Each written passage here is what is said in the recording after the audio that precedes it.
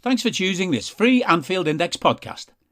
If you'd prefer to listen to this or any of our other shows without adverts, then now's the time to check out Anfield Index Pro.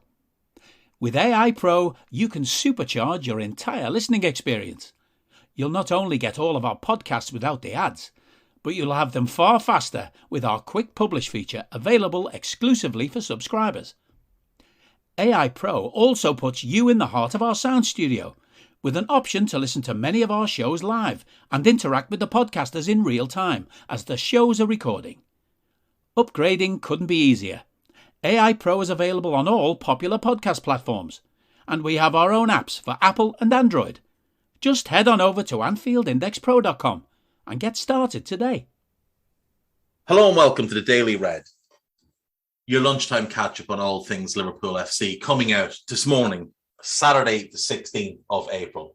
I'm recording this at lunchtime on the 15th of April, but as many of you will be aware, we at Anfield Index do not release anything on this day, the 15th of April, because today is the day we stop and we remember those who lost their lives in the Hillsborough tragedy in 1989.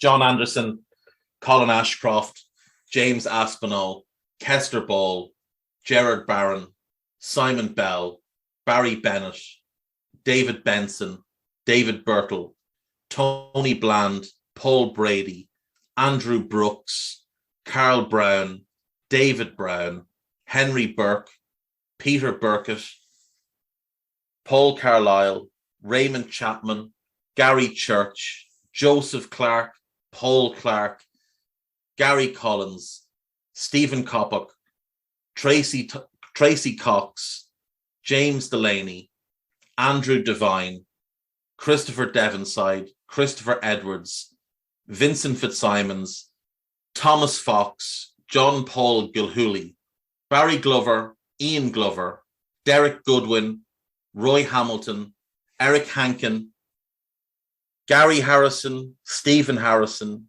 Peter Harrison, David Hawley, James Hennessy, Paul Hewitson, Carl Hewitt, Nicholas Hewitt, Sarah Hicks, Victoria Hicks, Gordon Horn, Arthur Horrocks, Thomas Howard Jr., Eric Hughes, Alan Johnston, Kristen Jones, Gary Jones, Richard Jones, Nicholas Joines, Anthony Kelly, Michael Kelly, Carl Lewis, David Mather, Brian Matthews, Francis McAllister, John McBrien, Marion McCabe, Joseph McCarthy, Peter McDonnell, Alan McGloon, Keith McGrath, Paul Murray, Lee Nichol, Stephen O'Neill, Jonathan Owens, William Pemberton,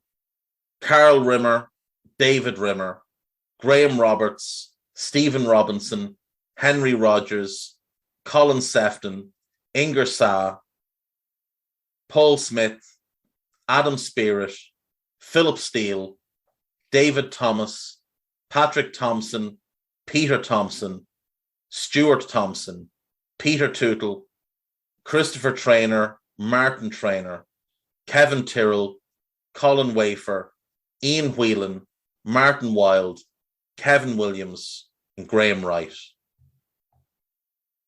It's important for us to say the names of the 97. It's important for us to remember them all. It's important for us on today of all days to remember their families, those that were left behind.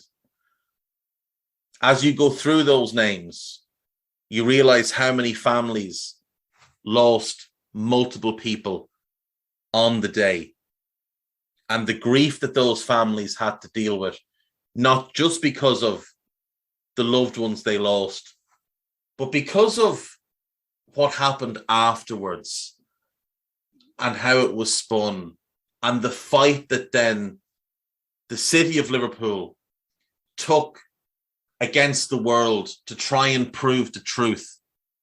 It's important to remember the people we lost and the people they left behind. So do that today. Do that today. Today is Saturday as you listen to this. Remember those people. Remember those they lost.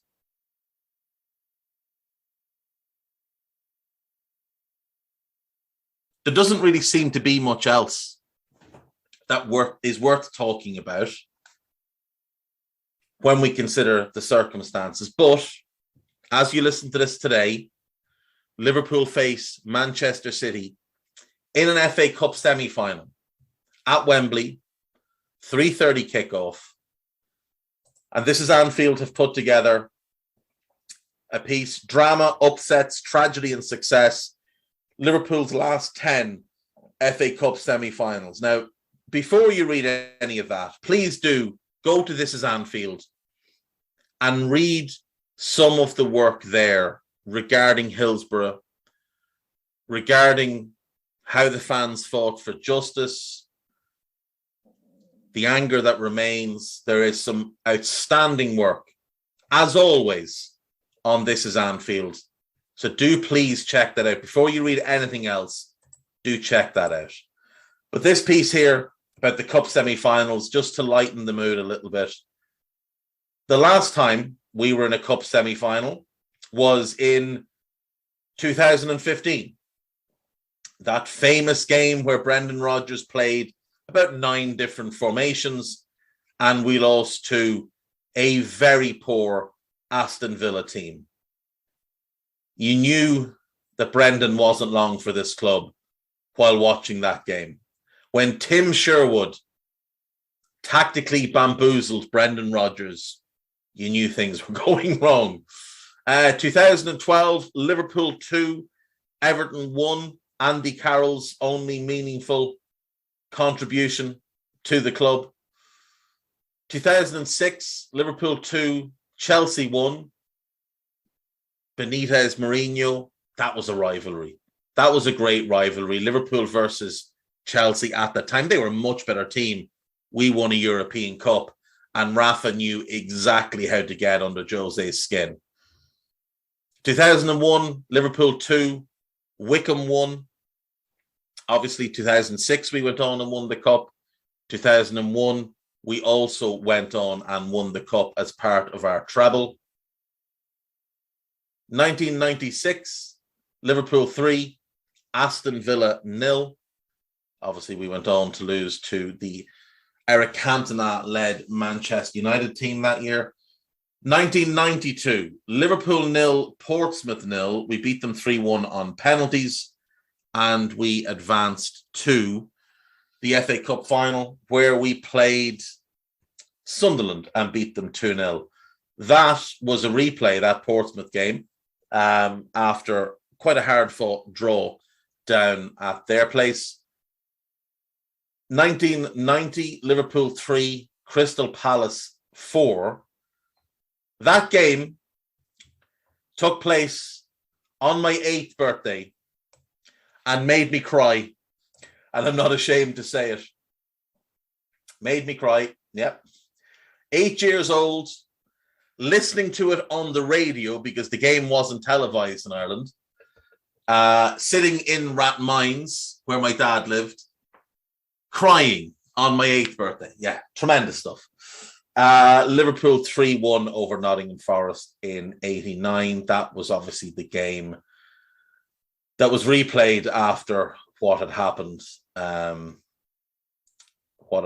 Hillsborough. So we'll move past that one. 1988, Liverpool 2, Nottingham Forest 1. And we would go on to lose to Wimbledon in the cup final that year. 1986, Liverpool 2, Southampton 0. And we went on and beat the Ev in the cup final that year, as we did in 89. So, of our last 10 semi-finals, is that only 2 defeats? I believe it is. 2 defeats to Crystal Palace and to Aston Villa. An Aston Villa team that were garbage and a Crystal Palace team that I believe we had beaten 9-0 only weeks beforehand. Yeah. Of the 8 which we have won, We lost the final in 2012, won the final in 2006, won the final in 2001, lost the final in 96, won the final in 92, won the final in 89, lost the final to Wimbledon in 88, and won the final in 86. So it's a bit hit and miss. It's a bit of a mixed bag, but I'm confident for the weekend. I'm confident for the weekend. We've just recorded an AI scouted for the City and United games with the short turnaround. We thought we'd do one. It's about an hour and 40 minutes long. Guy is having conniptions, but it is what it is. Jurgen Klopp has vowed to go all in against City, so that's good. Get ourselves well up for winning that one. This is Anfield have put together a couple of predicted teams. So the first one here, Ali, Trent, Ibu, Virgil, Robertson, Thiago, Fabinho, Keita, Salah, Jota, and Mane. And the second one, Alisson, Trent, Ibu, Virgil, Robbo, Brian, Fabinho, and Thiago, Salah, Mane, and Diaz up front. I think I prefer the first one, though I would rather see Diaz start. I'd actually rather see Bobby start as the 9 and Diaz start left wing with the Thiago, Fabinho, Naby midfield. But I do expect that Captain Brian will start, and I do expect Sadio Mane to start. Whether it's Jota or Diaz, I don't know. But Klopp has plenty of options at his disposal, and that's good news. That's good news. On to Liverpool.com. Roberto Firmino has a new role at Liverpool that has given Jurgen Klopp another secret weapon. That's Bobby coming off the bench and what he can offer there. Jurgen Klopp gave decisive Naby Keita verdict in 4 games as Liverpool contract decision clear. I can only assume that is to sign a new contract with Naby, who has been excellent this season. Jurgen Klopp could end up using Champions League rule to reward 2 unsung heroes. What is this now? Liverpool's path to the Champions League final is not only about this season. The competition allows Jurgen Klopp to recognise wider contributions. I assume this is being able to name an expanded bench in the final and give out medals to players that don't necessarily play a big role. So the winning club get 40 medals to hand out. Obviously, some of them go to backroom staff and coaches, etc., etc. But the suggestion here is that a couple of younger players maybe could get medals rather than people who... a couple of players who get medals despite not playing much of a role. I think the suggestion here is that maybe Nat Phillips and Reece Williams should get them. Well, Nat did play in the Champions League this season in the Milan game. And I wouldn't be against giving him a medal. I'm certainly not against rewarding him for playing a part in this Champions League run. But this thing that we wouldn't have been in the Champions League if not for Nat and Reece, that needs to go away. It's just, they were better at centre-back than Jordan Henderson.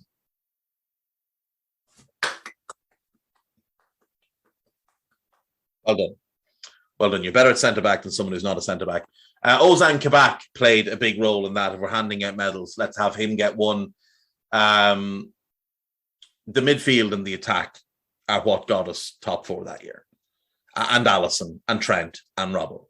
The 2 centre-backs, we got it in spite of them, not because of them. You can have all your big things, Miss Leanne, but it won't be true.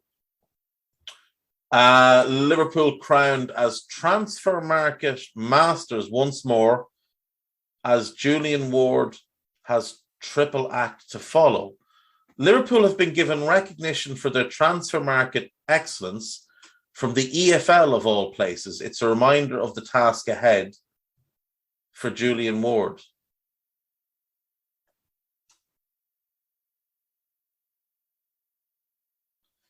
The EFL has announced the nominees for their annual Player of the Year awards, and there is a strong Liverpool flavour to the men in line for recognition. So Harry Wilson is up for the award. Dominic Solanke is up for the award. Solanke has done well this season, but it is worth remembering he didn't exactly do well in the Premier League with them, and he certainly wasn't good for us. Carvalho is, I would assume, up for young player. And two Nottingham Forest players, Brennan Johnson and Jed Spence, both of whom I would like to think will be on our radar for this summer. I'm not sure that really crowns us as masters of anything, but because, we did sell those players, we got great money for both of them. We got more than they were worth to us, so that's fine. Media Digest, Liverpool wants 62 million double transfer of exciting duo as talks held for Jurgen Klopp favourite. So £70 million forward response to Jurgen Klopp. This is Darwin Núñez. Klopp spoke glowingly about Núñez, obviously, in the build-up, and Núñez seemed to take that on board and be very happy, but saying all the right things. My mind is on Benfica until the season is over, yada, yada. Karim Adeyemi talks held. Looks like that move to Dortmund that people had penciled in might be one to rub out, because Dortmund don't want to pay the money, and maybe we can swoop in there. 33 million playmaker tracked. More nonsense about Vitinha. He can stay where he is, as far as I'm concerned. There are better options out there for the Reds in that playmaker role. If we're looking for someone like that, Dominic. Go and look at Dominic. That guy would be really special. And that's it. That's all I've got for today, folks. It is Saturday. It is game day. We do have City today. Keep the 97 and their families in your thoughts all weekend long. Here's to smashing the life out of those horrible cheating lads from Manchester. Up the Reds. We hope you enjoyed listening to this Anfield Index show. Please be sure to subscribe to our channel so future podcasts find their way to your device automatically. There's nothing quite like fan engagement, and we'd love to know what you think of anything discussed on this show. The best way to get in touch is over on our free Discord community, where both podcasters and listeners debate the hottest LFC topics 24/7. Sign up free now at AnfieldIndex.com/Discord. You won't regret it.